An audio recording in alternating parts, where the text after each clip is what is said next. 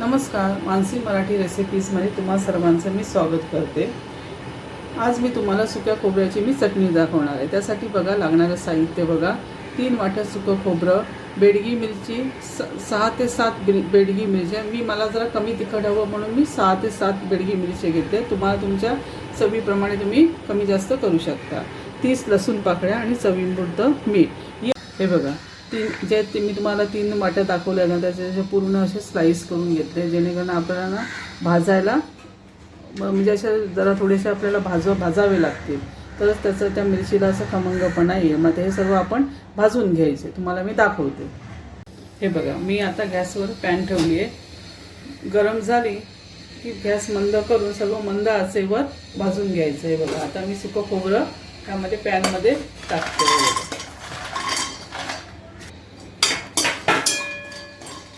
हे बघा, मंद आचेवर चांगलं असं तांबूस होईपर्यंत भाजायचं, करपवायचं नाही आणि जास्त हे पण नाही करायचं।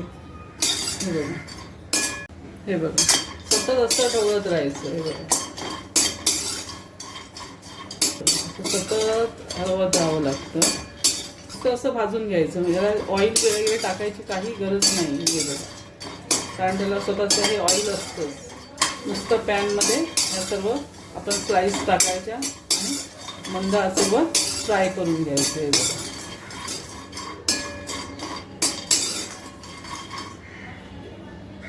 हे बघा तुम्ही बघू शकता। आता हे बघा, पूर्ण असा ब्राऊन कलर आला, म्हणजे हे आपले भाजून रेडी झाले।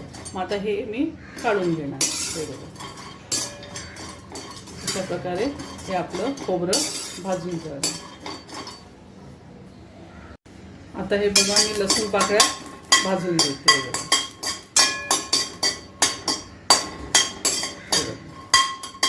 तर असा सोनेरी कलर आला की काढून घ्यायचा। ह्या लसूण पाकळीला ब्राऊनिश कलर असा आलेला आहे। हे बघा, हा बघा, मी कच्चेपणाही दूर कमी होतो।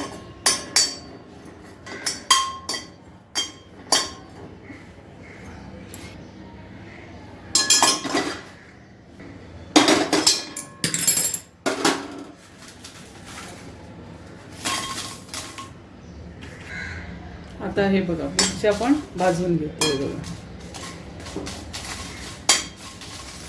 कारण प्रत्येक इन्ग्रेडियंटला वेगवेगळी उष्णता लागते, म्हणून हे मी वेगवेगळं सर्व असं भाजून घेतलंय। लसूण वेगळी, खोबरं वेगळं आणि हे वेगळं, त्यामुळे आणि ते मग हे होतं, प्रत्येकाला चांगली उष्णता मिळते आणि चांगलं भाजलं पण जातं। हे बघा, मिरच्या जरा चांगल्या गरम करून घ्यायच्या, आपली चटणी पण चांगली टिकते। त्यामुळे मिरच्यामधून मॉइश्चर निघून जातं त्यामुळे, आणि आपली चटणी पण आपल्याला 15-1 दिवस चांगली टिकते। तुम्ही बघू शकता, मिरच्या पण भाजून झाल्या आहेत। हे बघा, आता अशा प्रकारे मी सर्व साहित्य मी भाजून घेतलं आणि आता हे मी थंड करून घेणार आहे। हे बघा, अशा पद्धतीने या सर्व मिरच्या झाल्या, सर्व मी थंड करून घेणार आणि मग मी मिक्सरला लावून घेणार चटणी।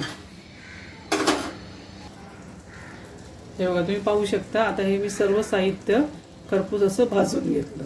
आता हे थंड करायला ठेवणार आणि मिक्सरमध्ये बारीक करून चटणी रेडी करणार, तुम्हाला मी दाखवते।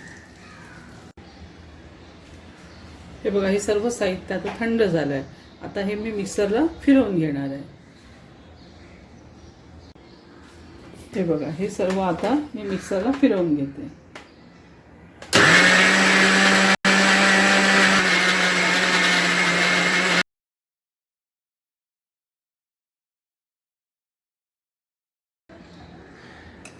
तुम्ही पाहू शकता, हे बघा, अशी खमंग अशी सुक्या खोबऱ्याची चटणी रेडी झाली। बघा, कलर बघा किती छान आला आहे आणि वास तर अप्रतिम येतोय। बघा बघा, हे बघा, तुम्ही बघू शकता। बघा, कलर बघा कशी छान आला आहे आणि वास तर अप्रतिमच येतोय। हे बघा, झटकीपट अशी सुक्या खोबऱ्याची चटणी रेडी झाली। आणि आता ही मी फ्रीजमध्ये एअरटाईट डब्यामध्ये भरून ठेवून देणार, जशी आपल्या गरजेप्रमाणे ती आपल्याला वापरता येईल। 15 दिवस किती 1 महिना जरी ठेवली तरी फ्रीजमध्ये आरामात चांगली टिकते। जर व्हिडिओ आवडला असेल तर लाईक करा, शेअर करा आणि सबस्क्राईब करा. धन्यवाद.